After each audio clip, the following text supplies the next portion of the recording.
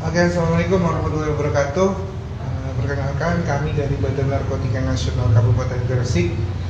Di sini kami hadir dalam kegiatan masa pengenalan lingkungan sekolah SMK Sunan Giri Menganti yang dilakukan secara virtual atau daring. Nah, karena adanya pandemi ini, kita semua diharuskan untuk belajar dan bekerja dari rumah.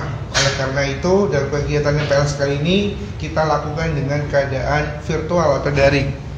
Nah, dalam kesempatan kali ini kami dari Badan Narkotika Nasional Kabupaten Gresik akan memberikan materi terkait wawasan anti narkoba kepada adik-adik siswa baru SMK Sunan Giri Menganti. Nah, perlu kita ketahui bersama bahwa di Indonesia ini sudah banyak pelajar yang menyalahgunakan narkoba, sekitar 2,2 juta penyalahguna narkoba itu dari kalangan pelajar, terutama di Kabupaten Gresik. Di Kabupaten Gresik ini perlu kita ketahui bersama bahwa Kecamatan Menganti adalah kecamatan paling rawan narkoba se-Kabupaten Gresik. Dan itu pun tidak menutup kemungkinan penyalahgunaan juga ada di kalangan pelajar. Nah, untuk itu agar kalian semua bisa memahami bagaimana pengaruhnya narkoba terhadap masa depan kalian, itu saya rasa sangat perlu dengan adanya materi wawasan anti narkoba ini. Nah, sebelum memasuki dari terkait narkoba sendiri, mungkin sewaktu SMP itu sudah ada pelajaran yang menjelaskan terkait narkoba. Jadi saya tidak perlu menjelaskan lebih panjang lagi terkait narkoba. Narkoba itu merupakan sebuah singkatan yang sebenarnya sebuah singkatan yang terdiri dari 3 jenis zat: narkotika, psikotropika, dan bahan adiktif lainnya, di mana 3 jenis zat itu mempunyai efek, dampak, dan akibat yang berbeda. Misalkan kalau narkotika, dan efeknya yang pasti semuanya adalah ketergantungan atau adiksi. Nah, penyakit ketergantungan atau penyakit adiksi itu adalah sebuah penyakit otak kronis, di mana kalau orang sudah mengkonsumsi narkoba, maka otaknya akan rusak. Dengan rusaknya otak tersebut, muncul yang namanya penyakit adiksi. Nah, penyakit adiksi inilah yang menyebabkan seseorang itu kecanduan narkoba dan sulit untuk berhentinya. Bahkan penyakit otak kronis ini bersifat kambuhan. Jadi sewaktu-waktu bisa lepas dari kecanduannya, tapi sewaktu-waktu lagi bisa kembali lagi dengan kecanduannya. Nah, untuk yang pertama kita bahas adalah narkotika. Narkotika merupakan jenis narkoba yang notabene kebanyakannya dari jenis tanaman. Ada ganja, opium, putau, heroin, dan itu semua dari jenis tanaman. Nah, untuk penyalahgunaan narkotika, efeknya yaitu bikin orang jadi kehilangan kesadaran, perasaan, pikiran, jadi semuanya itu hilang. Jadi atau nama lainnya jadi depresan. Nah, kalau udah depresan artinya semua fungsi tubuhnya dia terganggu karena adanya perubahan pikiran, kesadaran, dan perasaannya. Nah, kemudian untuk dari narkotika ini bila disalahgunakan akan melanggar Undang-Undang Nomor 35 Tahun 2009 dengan minimal pidananya adalah 4 tahun dengan maksimal pidananya seumur hidup atau hukuman mati. Nah, untuk narkotika ini terbagi lagi ada 3 jenis golongan, yaitu golongan 1, golongan 2, dan golongan 3. Untuk golongan 1 tidak diperbolehkan untuk apapun. Tapi sebenarnya narkotika ini adalah kebanyakannya jenis obat yang dimana digunakan di bidang kesehatan. Nah, kenapa narkoba atau narkotika ini berbahaya? Karena disalahgunakan. Nah, disalahgunakan dalam artian ada resep dokter, harus diminum 3 kali sehari, tapi disalahgunakan dengan sekali minum 3-5 obat. Nah, itu dibilang menyalahgunakan. Sebenarnya narkotika ini tidak berbahaya, tapi penyalahgunaannya yang berbahaya. Untuk narkotika golongan 1 itu tidak boleh dikonsumsi untuk apapun karena efek ketergantungan yang sangat kuat. Kemudian yang golongan 2 itu ada metadon dan morfin. Ini mungkin yang teman-teman adik-adik yang laki-laki sudah pernah merasakan semuanya, atau yang perempuan yang pernah menjalani, atau siapapun yang pernah menjalani operasi itu pernah merasakan yang namanya morfin karena digunakan dalam obat bius. Kemudian narkotika golongan 3. Narkotika golongan 3 biasanya digunakan untuk menghilangkan rasa nyeri, memberikan efek kantuk kepada tubuh. Nah, itu biasanya ada di dalam obat batuk, obat anti nyeri. Nah, itu mengandung yang namanya kodein. Nah, obat dibilang disalahgunakan bila dikonsumsinya lebih dari dosis dan tidak ada resep dari dokter. Semacam kasusnya Lucinta Luna dan Tora Sudiro, dia mengkonsumsi obat tanpa ada resep dari dokter. Kalau adik-adik di belakangan ini menyimak podcastnya Deddy Corbuzier, dia menyalahgunakan psikotropika, tapi dia ada resepnya dari rumah sakitnya. Nah, itu tidak dikatakan menyalahgunakan karena sesuai dengan dosis yang sudah ditentukan. Nah, kemudian ada psikotropika. Kalau psikotropika ini, kebanyakannya orang yang mengkonsumsinya itu jadi hiperaktif, gak bisa diem. Karena orang yang mengkonsumsi psikotropika ini dipaksa tubuhnya untuk bekerja 2 kali lipat dari biasanya. Makanya banyak sekali atlet, artis yang menyalahgunakan dengan alasan biar kuat, biar tahan lama meleknya, biar tahan lama kerjanya. Nah, tapi ternyata efeknya yaitu dia bakal mengalami sakit seluruh tubuhnya jika lepas pengonsumsiannya. Dan yang pasti dia bakal kecanduan. Kemudian ada lagi yang namanya bahan adiktif lainnya.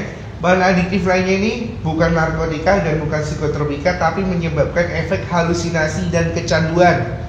Contohnya ada rokok, atau nikotin. Nikotin ada dalam rokok, vapor, dan rokok sisa. Kemudian ada lagi yang namanya alkohol, ada di semua jenis minuman keras. Kemudian ada lagi yang namanya kafein, ada di dalam kopi, teh, dan juga coklat, yang dimana pengonsumsiannya tidak boleh berlebihan. Kemudian ada zat yang menguap. Zat yang menguap ini tidak boleh sampai terhirup oleh hidung kita secara terus-menerus, karena bisa bikin kecanduan. Ada contohnya yaitu thinner, bensin, spiritus, aseton, termasuk juga semir sepatu yang mempunyai bau menyengat, itu tidak boleh sampai terhirup oleh hidung kita. Banyaknya jenis narkoba yang beredar di kalangan pelajar itu tidak menutup kemungkinan juga, bahkan sampai bisa ke kalian. Jadi kalian juga harus membentengi diri kalian agar terhindar dari narkoba. Karena untuk peredaran gelap narkoba sendiri juga sekarang untuk saat ini di Gresik terutama paling banyak disalahgunakan di warung kopi, atau peredarannya banyak beredar di warung kopi. Nah, kenapa di warung kopi? Karena di warung kopi itu tempat bertemunya orang baru atau orang yang nggak dikenal untuk mentransaksikan narkoba di situ. Di tahun 2019, tepat di dekat sekolah ini, ke arah Kutil, itu pernah kami menangkap jaringan dari Lapas Madiun dari warung kopi. Jadi peredaran gelap narkoba itu tidak menutup kemungkinan banyak beredar di warung kopi. 2019 juga kita menangkap dari jaringan Madiun juga dari warung kopi di daerah Kedamaian. Nah, di sini yang menyebabkan banyaknya warung kopi dijadikan tempat transaksi. Terlebih lagi, yang terbaru di warung kopi tersebut malah digunakan untuk pesta. Nah ya, untuk yang biasanya ngopi harus komitmen diri, konsisten diri untuk menolak segala jenis penawaran dari teman atau dari orang yang dikenal bila mencurigakan bentuk dan barangnya itu, terlebih lagi kalau narkoba. Kemudian di perumahan, pemukiman, lokalisasi, nah perumahan tidak menutup kemungkinan juga jadi tempat peredaran. Karena kalau di perumahan kan banyak orang yang tidak kenal tenaga kanan kirinya, nah seperti itu. Terus kalau di kampus, sekolah, saya rasa ke sekolah di Gresik masih aman dan tidak ada tempat peredaran gelap narkoba di dalam sekolah. Berbeda dengan di Surabaya yang sangat sangat menakutkan sekali sampai ada transaksi yang di dalam sekolah. Nah, kemudian mengapa sih remaja banyak sekali yang terpengaruh narkoba? Remaja terpengaruh narkoba itu karena 3 hal. Yang pertama, remaja itu suka banget kepo ya. Anak zaman sekarang suka banget penasaran sama hal yang baru diketahuinya. Jadi dia kepo, cari tahu, penasaran, akhirnya sampai coba yang namanya narkoba. Yang kedua, remaja zaman sekarang itu baperan. Jadi baperannya itu ketika dia dalam satu komunitas disuruh pakai, disuruh minum, nggak mau, dia disuruh keluar. Nah, dengan rasa solidaritas, alasannya dia akhirnya ikutan pakai. Dan yang ketiga, remaja itu rentan galau atau bucin. Nah, jadi terkait permasalahan bucin ya, budak cinta ya. Nah, itu pernah kita di tahun 2019 menerima laporan dari kesiswaan SMP waktu itu ya. Beliau melaporkan 12 siswa putrinya menyalahgunakan narkoba dengan indikasi dia suka banget ya, tangannya disiletin dengan alasan biar keren. Ternyata itu dia adalah bukan karena narkoba, tapi dia karena bucin-bucinnya dia untuk mencari perhatian pacarnya. Nah, jangan sampailah seperti itu ya, apalagi Pernah ada juga nih siswa putri, dia SMA kelas 2 waktu itu di awal 2020 kemarin ini, dia menyalahgunakan narkoba karena dipengaruhi pacarnya. Karena si siswa putri ini ada masalah sama orang tuanya, sehingga cowoknya ini nawarin, ini lo pakaian biar kamu gak kepikiran sama orang tuamu. Akhirnya sampailah dia kecanduan sama pil koplo. Nah, karena kecanduan itu dia nggak mau sendiri, dia ngajak temennya. Jadi 2 orang waktu itu datang ke kantor untuk rehabilitasi, dan itu pun juga dibawa oleh guru BK ya. Jadi di sini harapan kita ada yang guru BK itu menjadi jembatan antara BNN dengan siswa untuk membantu pemulihan siswanya ya. Jadi kalau ada permasalahan jangan takut untuk cerita sama guru BK-nya, karena bila mana siswa yang menyalahgunakan narkoba dikeluarkan dari sekolah itu hal yang sangat fatal ya. Justru harus tetap dibantu untuk tetap bisa sekolah dan tetap bisa untuk pulih dari kecanduannya. Nah, kemudian ada juga penyebab penyalahgunaan narkoba lainnya nih. Misalkan kalian lagi ngumpul sama temennya, dikatain banci, katain soalin gara-gara diajak rokokan gak mau, udah cuekin aja kayak gitu ya. Terus diajak anak mama, anak manja, pengecut, diajak ke diskotik gak mau, udah abaikan aja ya. Karena itu adalah tekanan dari remaja yang bisa mendorong kalian untuk pakai narkoba. Jadi kalian harus tetap komitmen dan konsisten diri untuk menolak segala jenis peredaran gelap narkoba. Karena kita tahu semua bahwa masa-masa seperti kalian ini adalah masa dimana untuk mencari jati diri.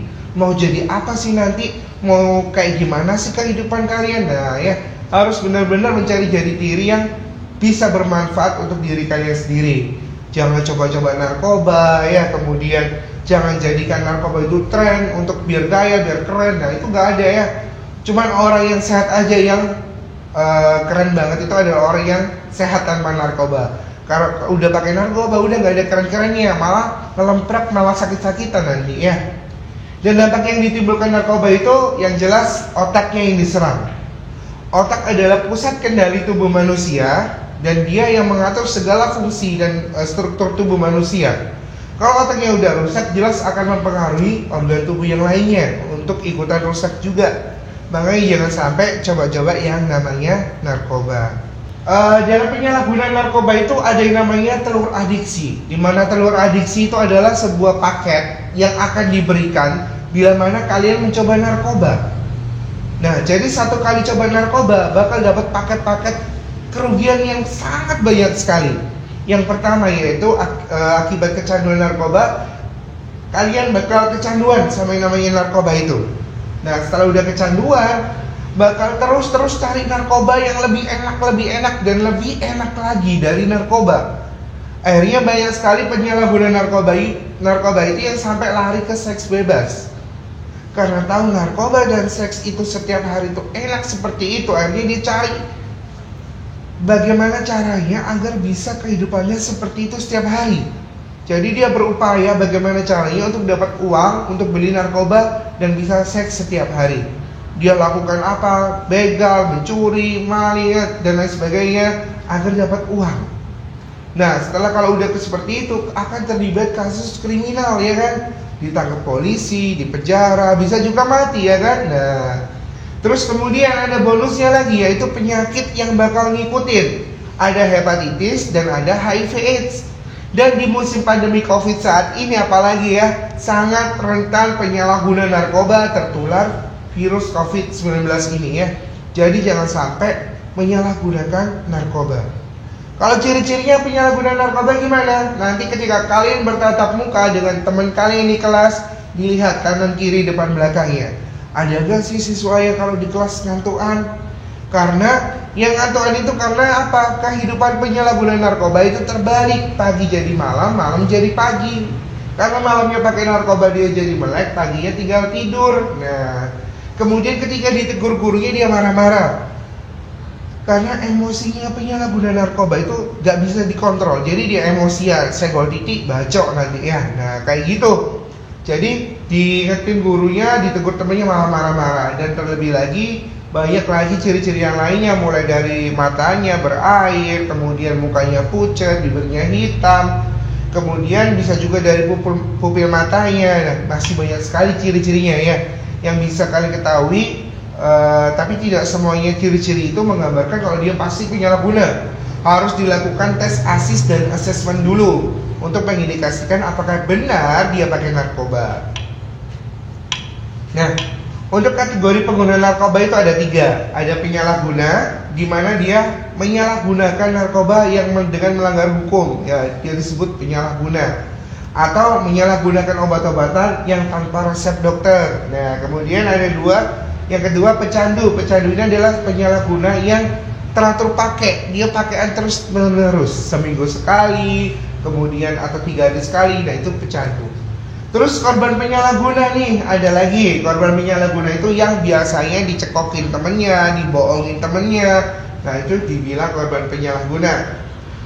Penyalahguna, pecandu atau korban penyalahguna itu adalah kewajiban BNN untuk merehabilitasi. Nah, apa sih rehabilitasi itu? Rehabilitasi itu adalah proses pemulihan kecanduan dari narkoba. Jadi korban akan direhabilitasi atau dipulihkan karena pecandu narkoba tidak bisa sembuh, hanya bisa pulih dari kecanduannya. Nah, caranya gimana? Dengan program rehabilitasi. Ada rawat inap dan rawat jalan. Nah, khusus siswa yang masih sekolah, ada program rehabilitasi rawat jalan di mana dia tetap bisa sekolah dengan tetap bisa program rehabilitasi. Bukan dihukum, bukan dicambuk, bukan dipenjara kok. Rehabilitasi itu seperti program kalau kalian lagi latihan dasar kepemimpinan siswa kayak gitu. Nah, terus kalau misalnya nih ada teman kalian masih sekolah pakai narkoba, nah disarankan saja untuk datang ke BNN karena pilihan hidup seorang penyalahguna narkoba itu cuma 3, mau mati, mau dipenjara, atau mau pulih dengan rehabilitasi. Kalau kita nasehatin dia dengerin, mau ikutin arahan kita untuk pulih, kita bantu rehabilitasi. Tapi kalau ternyata kalian malah dimusuhin, dihajar, dihadang, udah lepasin aja. Pilihan hidup dia cuma ada 2. Tinggal nunggu aja kapan dipenjaranya, kapan matinya. Nah, kalau dia mau ikutin arahan kita, baru kita bantu. Karena rehabilitasi pun tidak bisa dipaksakan. Kalau dipaksa programnya bakal gagal, bakal dia relapse untuk pakai narkoba lagi. Nah, dari penyalahguna narkoba itu sendiri yang mau rehabilitasi, insya Allah ya untuk kerahasiaan, untuk privacy itu sangat kami jaga sekali. Misalkan nih dari sekolah membawa siswanya untuk rehabilitasi, media, tetangga sekolahnya juga nggak bakal tahu. Yang tahu hanya siswa yang kecanduan dengan guru yang ngantar saja. Jadi privasi itu sangat kita jaga. Bukan dengan adanya siswa menyalahgunakan narkoba itu mencemarkan nama baik sekolah, itu nggak ada ya. Tapi kita bakal bantu untuk tetap nama sekolah tetap baik, dia tetap bisa rehabilitasi dan tetap bisa sekolah. Nah, kemudian Indonesia sudah darurat narkoba, Kabupaten Gresik sudah darurat narkoba.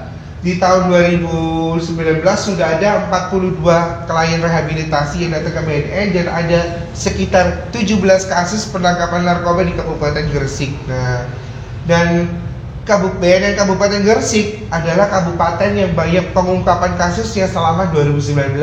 Jadi artinya Gresik ini sudah rawan dan sudah darurat narkoba.